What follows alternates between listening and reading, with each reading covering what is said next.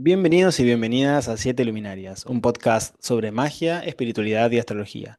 Mi nombre es Aramis Lipú y hoy vamos a hablar de dos de las teorías fundamentales más constitutivas dentro de Vía Estelar como escuela de misterios, y me refiero a la teoría de las corrientes o la teoría de los tres dioses y la teoría de las tres almas. Si bien es cierto que estas teorías que ahora estamos por desarrollar forman parte de una red, digamos, teórica que parte desde la alquimia y que bebe de muchas otras corrientes, incluso la Feri. Vía Stellare ha sido la primera de habla hispana en expresar estas ideas y organizarlas de esta manera. Y lo digo porque muchas veces se me ha presentado la posibilidad de ver grupos que hacen eco de estas cuestiones, que no me parece mal. De hecho, la información debe ser compartida y debe llegar a quienes la necesiten. Sin embargo, siempre está bien hacer un recordatorio hacia los orígenes, ¿no?, de las cosas. Así como hoy voy a eh, entregar mis honras a la alquimia y a la antropología y también a la tradición feri. Pero ¿de qué estamos hablando cuando hablamos de las tres almas, cuando hablamos de los tres principios? Comencemos brevemente a diseñar la teoría de las corrientes, que es de alguna manera la macrocósmica. Dentro de Vía Estelar, tenemos la noción de que existen lo que podríamos llamar dioses, aunque si escuchaste el episodio sobre qué es Vía Estelar, sabrás que los dioses dentro de Vía no son más que maquinarias cósmicas, son corrientes de poder, son corrientes que tienen una forma de comportarse específicamente, no son divinidades en el sentido occidental, más tradicional de la palabra. Por lo tanto, no tienen un gusto particular o un deseo particular, sino que tienen una función específica dentro del engranaje. Si bien los detalles profundos de la teoría de Vía van a quedar evidentemente reservados a las personas que estudien dentro de los cónclaves de Vía, sí podemos decir que las tres fuerzas constitutivas de la realidad, estos tres dioses de los que hablamos, estas tres fuerzas, son la diosa negra, la diosa blanca y el dios rojo. Estas fuerzas se conforman de una manera panteísta, es decir, son a la vez la fuerza que crea, la maquinaria que crea, así como la sustancia que se utiliza para crear las cosas. ¿Sí? Es decir, todo lo que existe es una reificación, una manifestación de un poder en un sentido amplio o de unos poderes am, que toman parte de sí y se individúan, se expresan, se reifican de manera individual.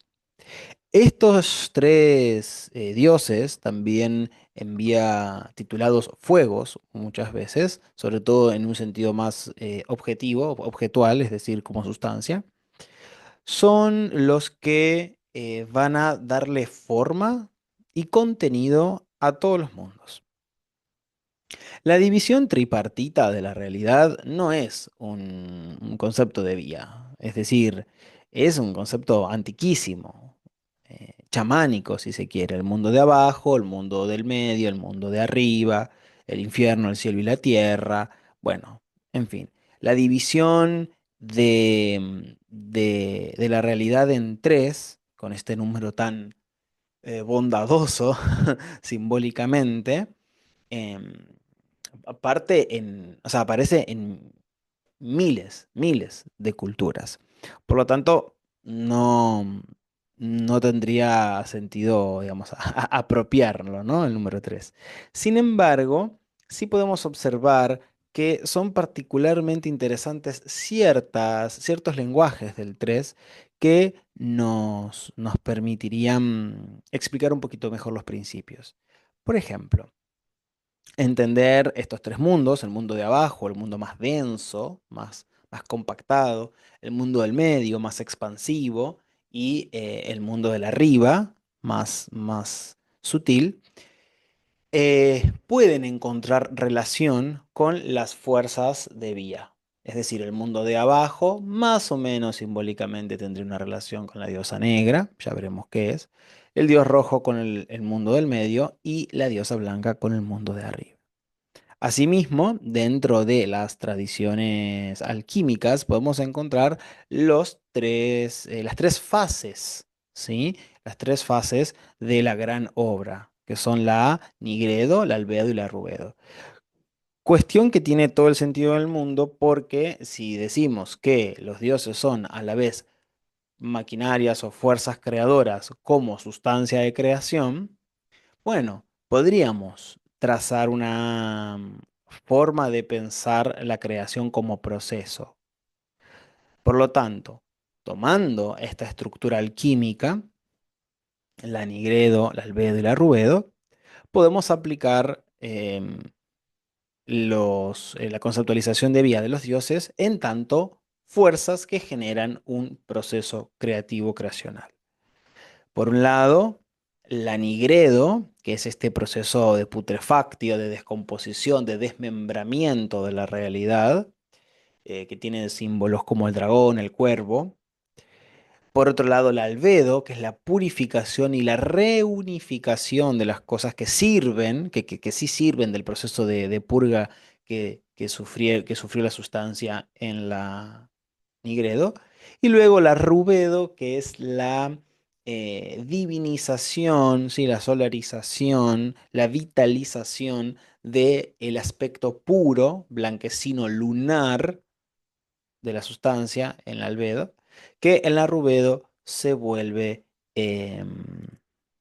activo, ¿no? Vuelve a tener una fuerza dinámica, ¿sí? De esta manera, los dioses dentro de Vía actúan de manera similar, no tanto descomponiendo la diosa negra en nuestro caso, pero sí de alguna manera generando el espacio, ¿sí? Es cierto que tiene una relación directa con ciertos aspectos de la muerte y que por lo tanto el desmembramiento, la ruptura de las cosas, no solamente de los cuerpos, em, serían faena, tarea de esta fuerza, al nutrir en ese proceso de descomposición las cosas que sí siguen viviendo, ¿verdad? Lo mismo que pasa con las hojas cuando se caen en otoño, se pudren y eso sirve de abono para las plantas que sí siguen activas durante esa estación. Digamos, la diosa negra eh, sí tiene un sentido relacionado con la muerte, con el submundo, pero sobre todo es una fuerza condensadora que genera el espacio de la transformación, los límites del horno alquímico. Por lo tanto, claro, la diosa se transforma, la diosa negra se vuelve una gran probadora, porque al construir una vasija, construye un límite. Esto es lo que nos enseña, por ejemplo, Binah, la esfera de Binah dentro de la Kabbalah, que Binah lo que hace es parir generando contornos. ¿Qué quiero decir con esto?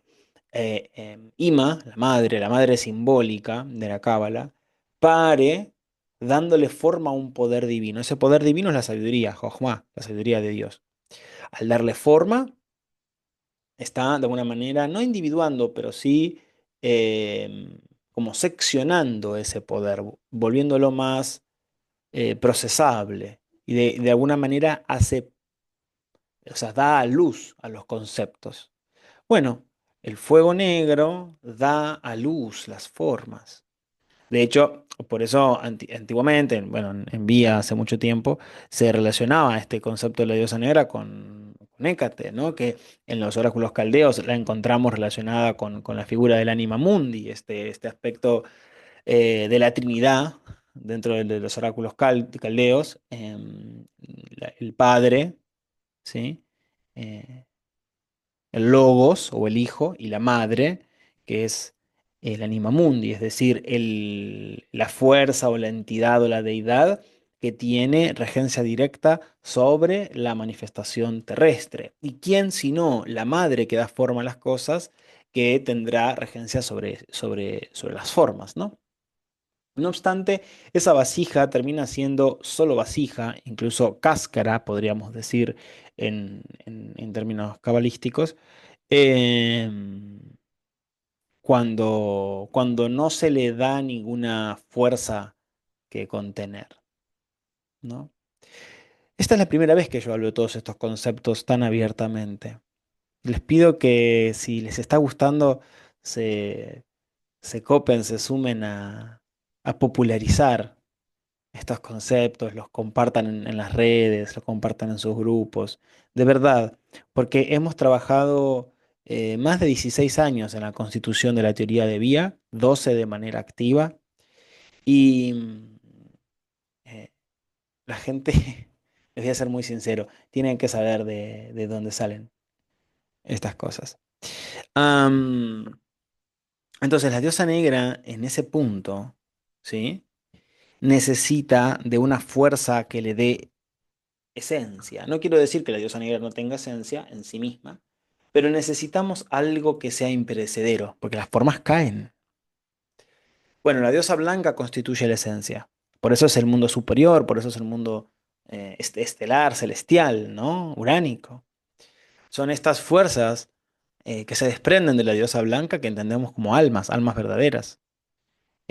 Tu esencia como ser humano está ahí. Entonces, este principio blanco y este principio negro, ¿sí?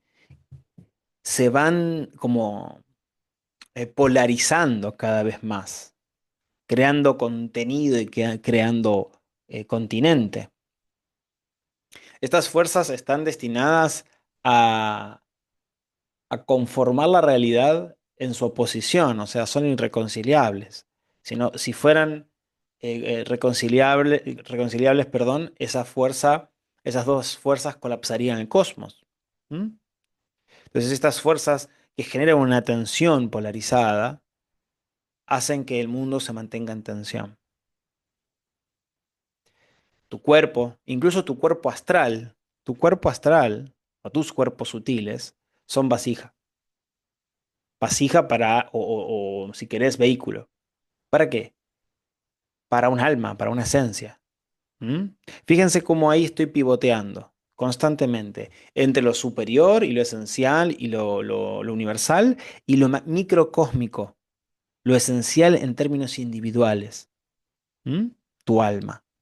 Ahora veremos cómo esto se aplica muy brevemente. Em, y el dios rojo, esta fuerza masculinizada, de vuelta, como no son dioses en senso estricto, de senso estricto, estas fuerzas tienen una polaridad masculina-femenina, pero es consensuada y tiene que ver más con la naturaleza proyectiva o introyectiva o receptiva de las fuerzas más que con una genitalidad o una expresión de género.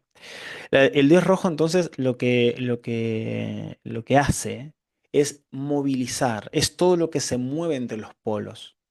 ¿M? Por eso él representa los animales, él representa la vida en general, que unifica el arriba con el abajo.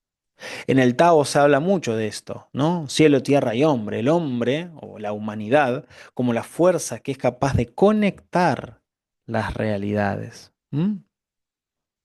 Todas estas cosas tendrán una aplicación ritualística, tendrán una forma de impactar en la vida del practicante. Bueno, la gente que estudie posteriormente vía, ¿sí? Y no estoy haciendo este episodio como un acto proselitista, pero sí para que se entienda un poco qué cosas se pueden decir y qué cosas no se pueden decir. Em, entonces, estas tres fuerzas se trenzan en el cosmos y se trenzan en vos individuo que estás escuchando esto, ¿sí? Vos sos vasija, ¿sí? Cabalísticamente podríamos decir cli, pero adentro hay or, ¿no? Hay luz. Em, Estas fuerzas son igualmente eh, recursivas, siempre hay un poco de una en otra. ¿Mm? Bueno, como se habrán dado cuenta, si todo el mundo está hecho con estas sustancias y son tres sustancias, todo el mundo tiene tres partes, ¿no? A esto le llamamos almas. Em, Obviamente que la noción de tener tres almas no es única, ¿no? En vía estelares, y en realidad el primer rastro a nivel estrictamente mágico que hemos encontrado es la Fairy Tradition, ¿no? Este linaje de brujería estadounidense fundado por Victor Cora Anderson y que contempla eh, tres partes del alma que se pueden encontrar incluso en el texto de Danza en Espiral, que la gente no le hace caso porque, bueno, Starhawk y Wicca, Reclaiming, etcétera, pero realmente es muy interesante lo que propone ahí como una especie de anatomía del alma. Víctor y Cora, bueno, y posteriormente Starhawk, porque trabajó con ellos, estudió con ellos, hablan del yo parlante o el yo hablador o el yo más joven, ¿no? Perdón, el yo parlante o yo hablador, el yo más joven, y por otro lado, el yo profundo o el santo daimon, que también le dicen. Incluso la propia Starhawk señala el concepto africano, bueno, Yorubá, de Ori, Emi, ¿no? Como, como partes de esta triplicidad, Ori, Emi, Eletá. Pero. No estoy tan seguro que esto aplique, ¿sí? Como de cabeza, esencia y hálito. No está tan claro, tan diseñado esto. Pero apuntamos a lo mismo, ¿no? Una división tripartita del cuerpo, así como de los mundos. Si bien Vía admite la existencia de otros componentes que no son estrictamente álmicos, el alma triple biántica proviene de las nociones de Feri, con evidentemente algunas transformaciones que vienen de mi cosecha, ¿no? Por ejemplo, el hablador de la Feri sería el alma roja, ¿no? Que es como una fuerza de interfaz o de comunicación entre los componentes inferiores y superiores del alma. Ahora bien, la primera referencia historiográfica que encontramos de la existencia de las tres almas es Claude Lecoteau, como les dije, en el texto Hadas, Brujas y Hombres Lobos de la Edad Media. En la Edad Media, perdón. Otro de los libros que en lo posible tendrían que tener en su biblioteca esotérica. Él retoma a Gregorio Magno cuando dice que Dios creó tres espíritus o almas, uno que está recubierto por la carne, otro que no, pero que muere, y otro que está recubierto y que no muere. Es decir, un alma de la carne que muere, un alma de la carne que no muere, ¿sí? Y un alma, podríamos decir, superior. Si bien es cierto que estos tres tipos de almas se refieren a la existencia angelical, en realidad, la carne de los ángeles, que no perece y no tiene cuerpo, la carne humana y la carne animal, Lecoteau propone una segunda lectura de estas almas eh, y los vuelve tres componentes humanos, ¿no? De ahí es que comienza a desarrollarse esta teoría, que también se puede encontrar en algunas otras tradiciones de brujería inglesa. No obstante, repito por enésima vez, Vía Estelar fue la primera corriente en español en hablar de estos principios. Cuando desarrollé la teoría de las almas y la expuse por primera vez en público en el 2012, en un taller gratuito en Facebook, imagínense, sobre el culto al dios rojo y a los ancestros en la brujería, supe que esta enseñanza me acompañaría, bueno, toda la vida y que sería la base de muchas otras formaciones. Y así, bueno, he citado a las almas en infinitos talleres, en clases, en charlas, incluso hay unas charlas que han dado discípulos míos de vida y que han comentado también esto. Am, no vamos a ahondar sobre cada uno de estos aspectos, pero sí podemos decir que el alma negra sería lo más denso a nivel sutil, o sea, lo que está más relacionado con el cuerpo, ¿no? El doble etérico, podríamos llamarle. El alma roja sería una fuerza unitiva, normalmente relacionada con la sangre. Y el alma blanca sería estrictamente lo que conocemos como alma, ¿no? Lo que pasa es que si partimos de la base etimológica de alma, que viene de ánima, que es una fuerza que anima, digamos, que moviliza algo, las tres podrían ser almas sin problema. Em, Esto es un poco lo que se trabaja, ¿no? Eh, en vía y cómo se propone el entendimiento tripartito de la realidad. Luego en vía se van a hacer otras disquisiciones y se podrán hablar de muchas otras fuerzas, de muchos otros números, ¿no? Pero, pero así funciona. Y este viaje, esta vía, ¿no? Que se genera desde lo más condensado, más rústico, hasta lo más sutil, en el entendimiento de que no es necesario dejar atrás las cosas. Todas las partes del camino son fundamentales. Hundirse en la profundidad del fango y en la oscuridad personal y ancestral es tan importante como ascender a los cielos, ¿no? Recuerden que el vitriolo, ¿no? Rectificando, ¿no? Visitando la profundidad de la tierra.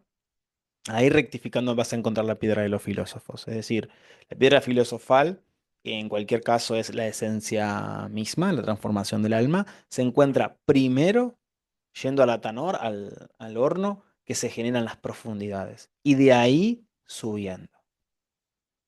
Por lo tanto, les invito, ¿no? a visitar esas profundidades, a reconocer esos miedos, transformarlos en fuerza.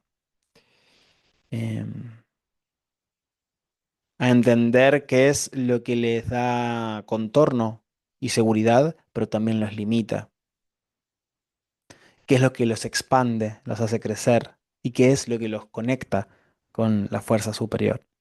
¿Mm? Esas son las preguntas que hay que hacerse para entender a los dioses de Vía.